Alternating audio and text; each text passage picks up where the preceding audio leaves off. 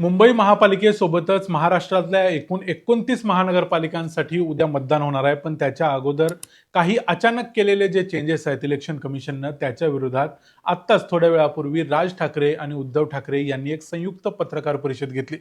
यामध्ये राज ठाकरे यांनी अनेक महत्त्वाचे प्रश्न उपस्थित केले. त्यामध्ये सर्वात महत्त्वाचा प्रश्न होता तो म्हणजे प्रचाराची वेळ काल संध्याकाळी 6ला संपल्यानंतर देखील प्रचार करता येणार, पण पत्रक वाटता येणार नाही, अशा पद्धतीची नवीन टूम का काढली गेली, हे का केलं गेलं, याच्या अगोदरच्या कोणत्याही निवडणुकीत हे सगळं का केलं गेलं नाही, असा प्रश्न राज ठाकरे यांनी विचारला. या ठिकाणी आणखी एक महत्त्वाचा मुद्दा राज ठाकरेंनी मांडला, तो म्हणजे पाडू मशीन्सचा. आता पाडू मशीन्स हे नाव आपल्यापैकी कोणीही या अगोदर ऐकलेलं नाहीये. त्यामुळं पाडू मशीन्स नावाचा एक नवीन प्रकार या निवडणुकीत बीएमसी इलेक्शनसाठी वापरला जाणार आहे, असं भूषण गगरांनी, जे मनपाचे आयुक्त आहेत, त्यांनी 2 दिवसापूर्वी सोमवारी सांगितलं होतं. त्यामुळे ह्या मशीन्स अचानक का वापरल्या जात आहेत, या मशीन्स कशा चालतात, त्या मशीनचं काम काय, आणि शेवटच्या क्षणाला निवडणूक तोंडावर असताना 2 दिवस अगोदर 1 दिवस अगोदर अशा पद्धतीचा बदल का केला गेला, असा प्रश्न राज ठाकरेंनी उपस्थित केला. त्यांचं असं म्हणणं होतं की महाराष्ट्रातल्या सरकारला किंवा केंद्रातल्या सरकारला खुश करण्यासाठी हे सगळे प्रयत्न केले जात आहेत आणि अशा पद्धतीचे बदल केले जात आहेत जेणेकरून सगळे विरोधकांमध्ये संभ्रमावस्था असेल. एकीकडे दुसऱ्या बाजूला ईव्हीएम वरतीच अनेक विरोधकांना आक्षेप आहेत. त्या आक्षेपांचं खंडन अजूनपर्यंत झालेलं नाही. त्याच वेळेला नवीन एक मशीन येतंय आणि त्या मशीनबद्दल कुणालाही काही प्रात्यक्षिक दाखवलेलं नाही, माहिती दिलेली नाही, काहीच केलेलं नाही. त्यामुळे हे पाडू मशीन नेमकं काय आहे, ते आता कुठं वापरलं जाणार आहे, ते आता अचानक कसं काय आलं आणि त्याचा अर्थ काय आणि त्याचं काम काय, हे सगळं बघूया आजच्या या छोट्याशा व्हिडिओमध्ये.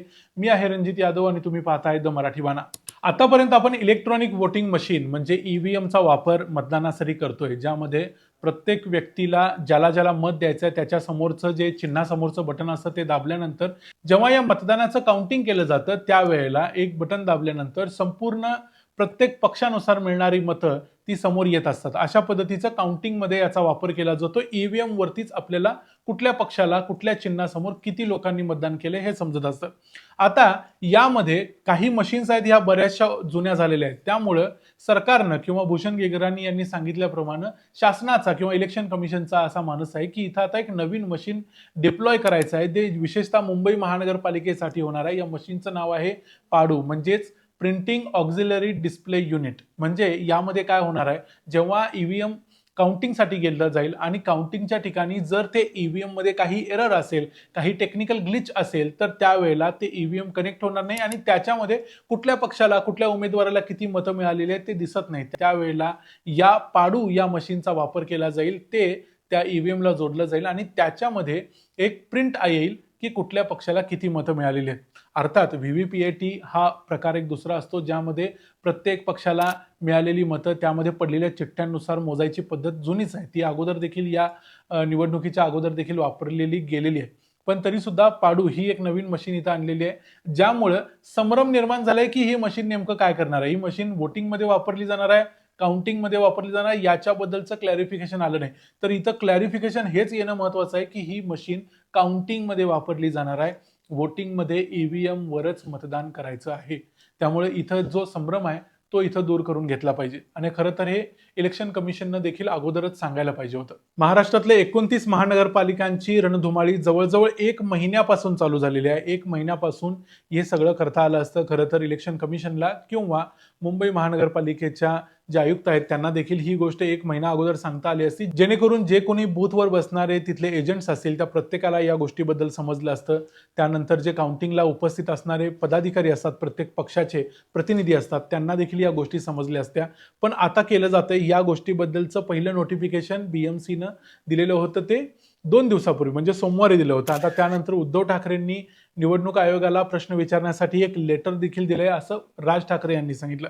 त्यामुळे राज ठाकरेंचा आक्षेप हा आहे की अचानक निवडणूक तोंडावर आलेली असताना हे मशीन आणलं जातंय. या मशीनचा वापर काय हे आम्हाला आजपर्यंत माहिती नाही आणि मुंबईमध्ये भूषण गगरांनी सांगितल्यानुसार 140 मतदान केंद्रावरती हे वापरलं जाणार आहे आणि महाराष्ट्रातल्या इतर सर्व निवडणूक महानगरपालिकांच्या निवडणुकीत हे वापरलं जाणार आहे की नाही याच्याबद्दलचं क्लॅरिफिकेशन अजून तरी आलेलं नाही. म्हणजे बीएमसी मध्ये डेफिनेटली वापरलं जाणार आहे, इतर ठिकाणच्या बद्दल अजून साशंकता आहे. त्यामुळे ते अजून क्लॅरिफिकेशन येईल, त्याच्याबद्दल जेव्हा चर्चा होईल तेव्हा या गोष्टी आपल्याला समजत जातील.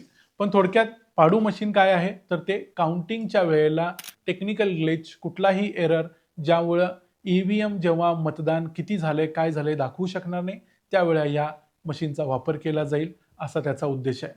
या संपूर्ण मुद्द्यावर इलेक्शन कमिशननं ऐन वेळेला घेतलेल्या या भूमिकेबद्दल तुमचं काय मत आहे ते आम्हाला कमेंट्समध्ये जरूर सांगा. कारण बरेचसे पक्ष, आम आदमी पार्टी देखील याच्यावरती आता नवीन वोट चोरी करण्याची एक नवीन पद्धत म्हणून याच्यावरती टीका करते. हे तुम्हाला पटतं का ते देखील आम्हाला कमेंट्समध्ये सांगा. व्हिडिओ आवडला असेल तर व्हिडिओला लाईक करा, चॅनल सबस्क्राईब करा. पुन्हा भेटू पुढच्या व्हिडिओमध्ये. तोपर्यंत पाहत राहा द मराठी बाणा. जय हिंद, जय महाराष्ट्र.